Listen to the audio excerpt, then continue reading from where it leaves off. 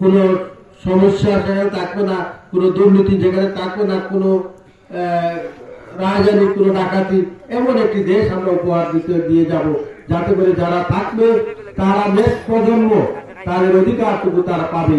এই নিয়ে তারা সংগ্রাম করে রক্ত দিয়েছে। এখনো আমরা সম্মুখে তাদের রক্ত এবং তাজা রক্ত আছে আমাদের চোখের সামনে।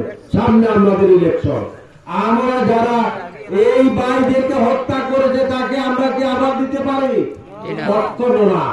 আমরা এমন একটি দেশ গঠন করব যেখানে আপনার ছেলে আপনার মেয়ে নিরাপদে লেখাপড়া করবে, তারা চাকরি নিবে, তাদের যোগ্যতা মোতাবেক তাদের চাকরি হবে, সেখানে টাকা লাগবে না, সুদ লাগবে না, ঘুষ লাগবে না। জাতির কল্যাণের জন্য রাস্তা হবে, স্কুল হবে, কালভার্ট হবে।